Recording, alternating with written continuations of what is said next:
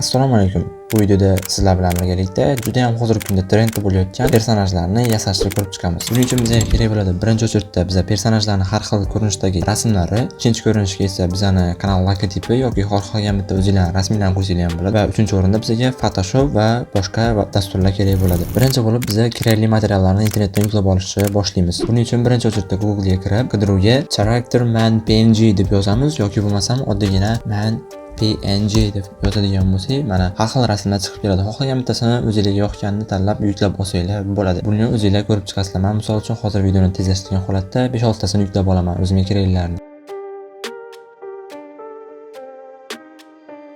Mana ko'rishingiz mumkin, men 5-6 ta kerakli rasmlarni yuklab oldim. Bu rasmlarni yuklab olishda nimaga e'tibor berishingiz kerak? Siz har xil ko'rinishdagi kadrlardan foydalanishingiz kerak bo'ladi. Misol uchun bittasi ko'noq, bittasi o'ylanib turgan. Shunaqa qilib o'zingizga mosini tanlab olasizlar va endi bizga o'sha odamni yuziga qo'yadigan rasmni topamiz. Bu sizning kanal logotipingiz bo'lishi mumkin yoki o'zingizning rasmingiz bo'lishi mumkin. Plus o'zingizga yoqqan narsani qo'yasizlar. Men bo'lsam buni mashina misolida ko'rsatib beraman. BMW deb yozib, buni rasmlardan bittasini hozir o'zimga olaman. Misol uchun men mana shu rasmni o'zimga oldim. Endi bularni hammasini biz Photoshopdan ochamiz. Buning uchun birinchi o'rinda Photoshopga kiramiz. Param pam pam. Kutamiz. Photoshopga kirgandan keyin new faylni bosgan holatda bu yerdan xohlagan bitta ko'rinishda ochishinglar bo'ladi. Misol uchun eng yaxshisi bu kvadratnida ochib, uni mana bu joydan blackni transparentga qo'yib qo'yamiz. O'shanda bizga BNG suratlardan foydalanishimiz mumkin bo'ladi. Mana bizning tayyor proyekt ochildi. Endi har bitta rasmni addenni qilib tuzib chiqamiz. Misol uchun men bundan boshlaydigan bo'lsam, mana brat qo'ydik. Va endi BMW ni ham tashlab turib, buni brat yuziga qo'yishimiz kerak bo'ladi. Men buni mashina misolida ko'rsatyapman. Siz xohlagan bitta boshqa narsalarni ko'rsatsanglar bo'ladi. Endi buni biz kirkib olishimiz kerak bo'ladi.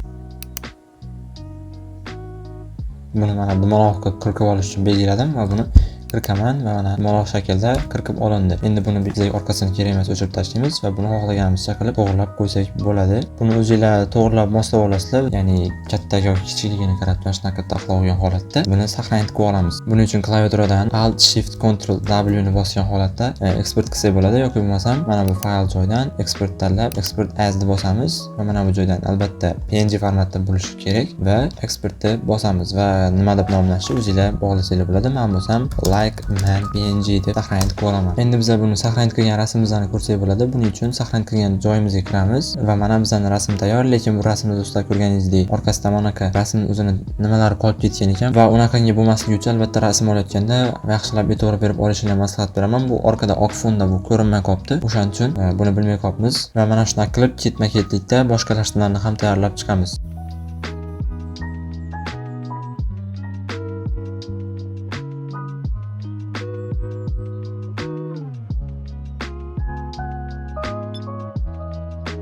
Va mana buni qo'ydik. Endi buni mana bu rasmda albatta odam qo'li mavjud. Buning uchun mana bu rasmni belgilab turib, buni yarqisini belliklarga tushirib turgan holatda mana bu joydan erazerni tanlab turib, surat tanlab turib, rasmni yaqinlashtirib, mana shuni to'g'rilab qo'yishga harakat qilamiz.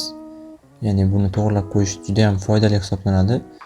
Ya'ni sizning rasmingiz sifatliroq bo'lib ko'rinadi. Misol uchun mana shuni personajni barmoqlarini ko'rinib turadigan qilib qo'ysak, tak bu realniy rasmga o'xshab ko'rinadi.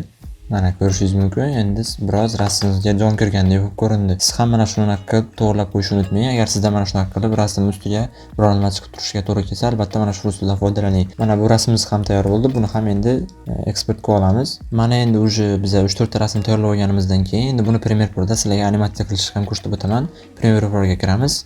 Bu rasmlarni siz xohlagan bitta videoyingizda ishlasangiz bo'ladi va uni animatsiya qilishni xohlagan bitta programmada qilsa bo'ladi. Men buni Premiere Pro misolida ko'rsatib o'taman hozir. Premiere Pro'ga kirib sekvens ochib olganimizdan keyin xohlagan bitta rasmimizni tashlaymiz. Mana rasmlarni qo'yib oldik. Endi animatsiya qilishni ko'rsatib beraman, qaranglar. Mana rasm turibdi. Endi bunga biz effekt bo'limidan transform effektini olib kelib qo'yamiz. Xuddi transform effektini belgandan keyin bu yerga kiramiz va biroz sekund oldinroq o'tirib turib, mana bu joydan position va scale yoqib olamiz. Ya'ni suratimiz mana shu joyda turadigan bo'ladi va boshlanishiga qaytib turib, buni xohlagan bir joylarga qo'ysangiz bo'ladi. Misol uchun pastdan chiqib keladigan qilamiz va scale'ni albatta biroz misol 80 qilamiz. Ya'ni kichikroq bo'lib chiqib keladi. Endi animatsiyani biroz ko'rsak bo'ladi. Ya'ni mana tepadan pastga qilib chiqib keladigan bo'ladi va endi buni biroz effektliroq qilish uchun bu joydan mana bu joyni belgilab turib easy in qilamiz. Position ustiga bosgan holatda keyframe ni ochib, mana qilib kengaytirgandan keyin buni xohlagan bir shaklda o'zgartirsak bo'ladi. Mana endi bu biroz boshqacharoq kelib chiqadigan bo'ladi. Mana ko'rsatib beraman. Buni tezligini o'zingizlar boshqarsanglar bo'ladi. Bemalol xohlaganinglar qilib boshqaraverasizlar. Misol kichikroq qilib qo'yadigan bo'lsangiz, sal tezroq chiqib keladigan bo'ladi va buni o'zingizlar ko'rib chiqsanglar bo'ladi. Bemalol xohlaganinglar qilib to'g'rilab olsanglar bo'ladi o'zingizlarga mos qilib. Xullas, bugungi videomizda mana shu personaj tayyorlash haqida edi. Bu personajlarni xohlasanglar PNG fotolarni bir 10 tasini men Telegram kanalimga tashlab qo'yaman. Telegram kanalim silkasi video kommentariyasida bo'ladi. Telegram kanalimga o'tib, yaxshi kачествоda bularni yuklab olib, o'zingizlar uchun ishlatsanglar bo'ladi va animatsiya qilishni ham o'zingizlar o'rganib olsanglar bo'ladi. Men video qisqaroq bo'lishi uchun animatsiya qilishni to'liq tushuntirib o'tirmadim va bu animatsiya qilish haqida ham hali yaqinda videolar chiqaraman, planda bor. Foydali bo'lgan bo'lsa videoga like bosib, kanalimga obuna bo'lib qo'yishni unutmanglar do'stlar. Va mana bu ekraningizda ko'rib turgan videolarni ham ko'rishni unutmanglar do'stlar.